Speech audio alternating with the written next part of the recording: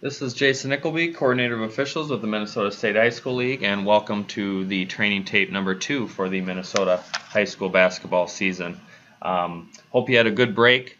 Hope you had some nice time off with family and friends, and you're ready to get back into the full swing of basketball. We're into the conference season now, so things will get a little more tense and exciting, but I know everyone's up to the challenge and the task ahead. So we have a few plays talking about the center and off-ball officiating. Hopefully these help you as you move into your conference season. Again, these plays aren't meant to pick on any one official or team. They're meant as a learning opportunity, and hopefully that's working out for you. So with that, let's get to some plays.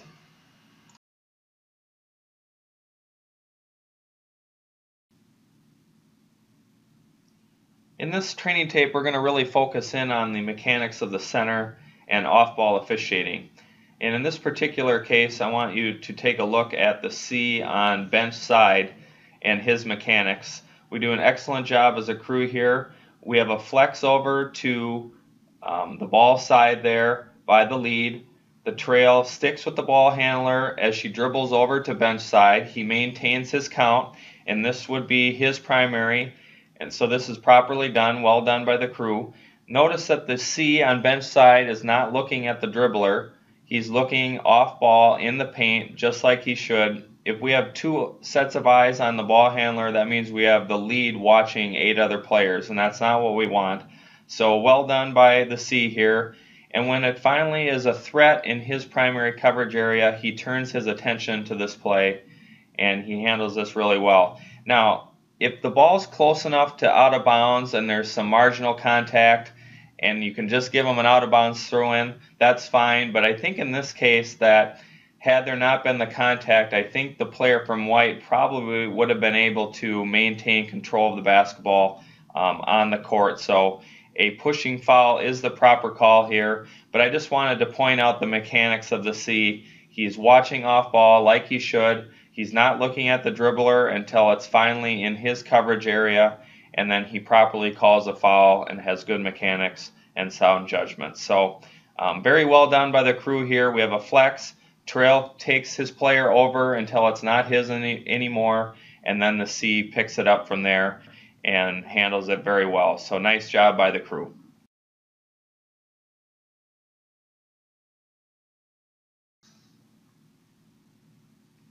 On this play, we're going to have a quick transition, and the officials will get into position quickly, and we'll have a three-point attempt from the near side, and then we're going to have a foul call from the trail on the bench side.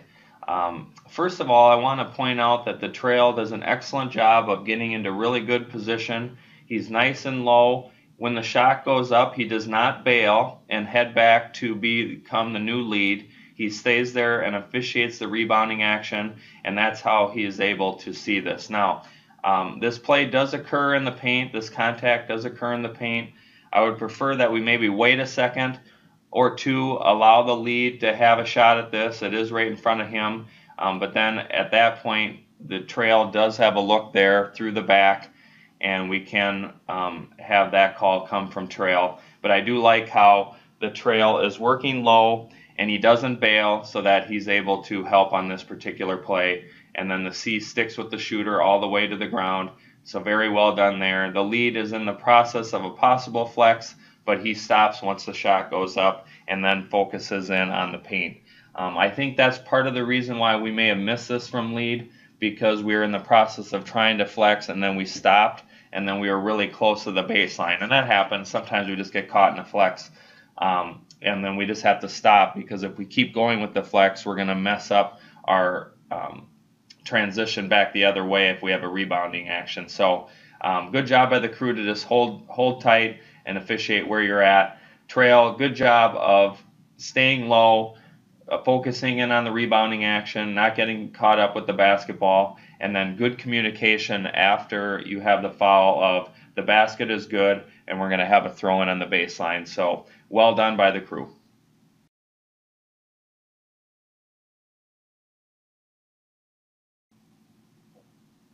On this play, we'll have a steal at the top of the key. It starts out as a 2-on-1 transition the other way, and then number 35, Red, tries to come in and help on weak side defense.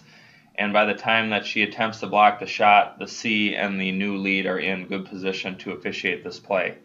Now mechanically, we're very sound here, but I just want to point out a couple things for our crews to consider.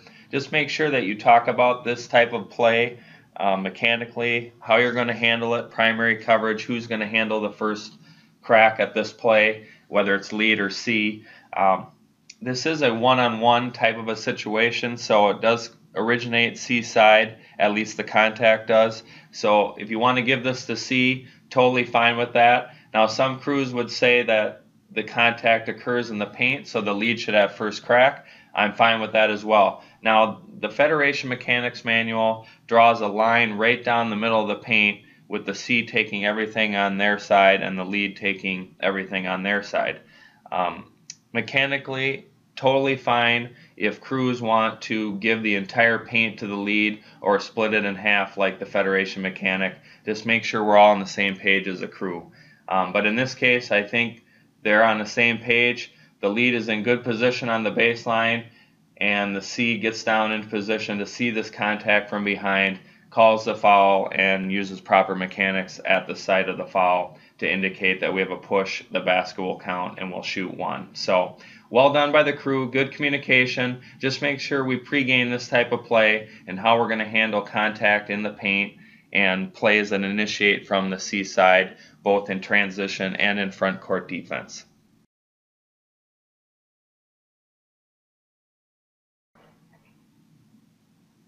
On this play, we have a dribble drive down the right side of the paint that initiates in the middle of the lane, and then the dribbler spins and then goes down the near lane line nearest the C official. The C is in good initial position to rule on this play. He takes a step down. Maybe this would take him out of the view, but I think he still has a good look at it. And then he subsequently calls a foul on, I believe, number 32 as she trails the dribbler down the paint. Again, mechanically, well done, very sound by the crew. It's pretty clear that they knew who was going to have this play. The lead does not get involved as this player comes down outside the paint, and the C should take this play as indicated on the diagram on the previous play. So the C should take this play. It's outside the lane. If it's in the paint, then the crew should discuss who takes this play. When it's involving a primary defender, as number 32 is, then the C should take it. And if you're talking about that secondary defender, then the lead should rule on that contact.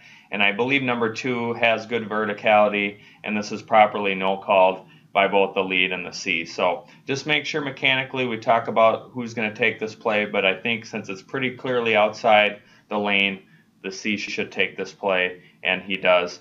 Perhaps maybe take in a step towards the paint and be a little bit more forceful on who the foul is on in case there's any question as to whether the foul is on number 32 versus number 2, the secondary defender.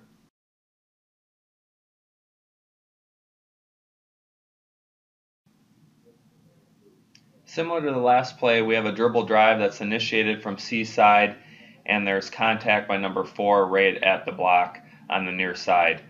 Mechanically well done. We have a flex and then an immediate skip pass over to C side. He hustles to get low so he can see this play start, develop, and finish, and then properly rules a foul on number 4. Mechanically, as a crew, as we indicated on the previous play, just make sure that we know who's going to take this play.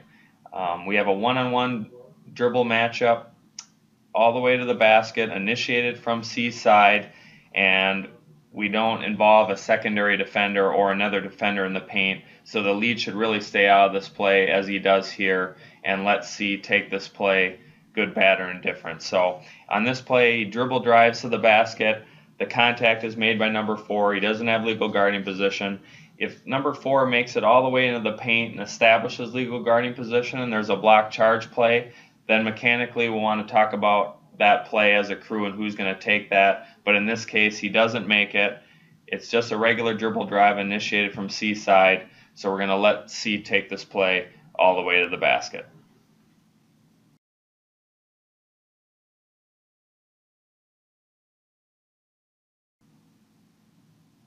On this play, we have a pretty tough play to officiate because we have a dribble drive that's initiated from C side during the middle of a flex by the lead.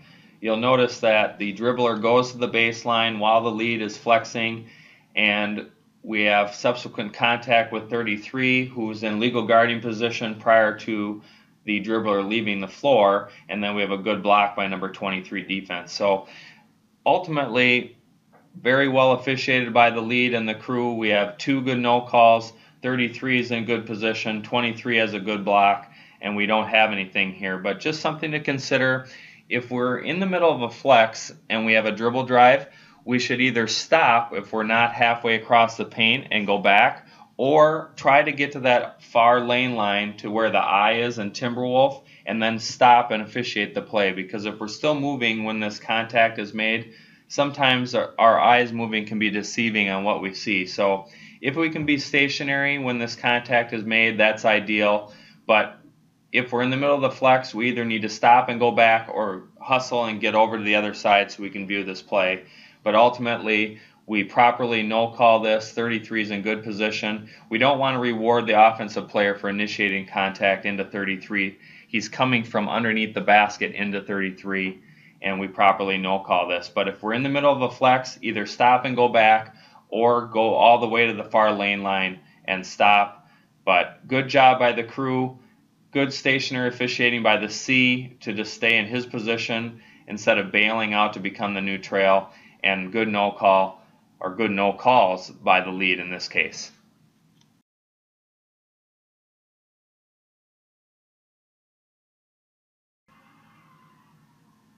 On this play, we're going to have a dribble drive initiated from trail, and we're going to have an arm bar called on number 3 properly by the trail. Good communication indicate we're going to be shooting 1-and-1 after this foul on number 3.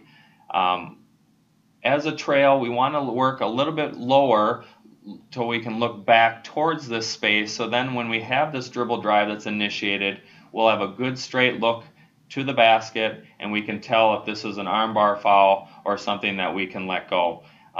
Sometimes we're guessing a little bit if we're out high. If we can work low beneath this play and look straight back through the players, then we can officiate both this play and then the next play that develops out of this. But ultimately, good armbar call. This is something as a crew we need to be consistent on. If we're going to call this play in the first half, we need to call it in the second half. If it's something you're comfortable calling throughout the game, then we should call that on both ends of the floor. But good call by the trail. Good job to communicate what you have here. We just perhaps want to work a little bit lower so that we can see the next play start, develop, and finish.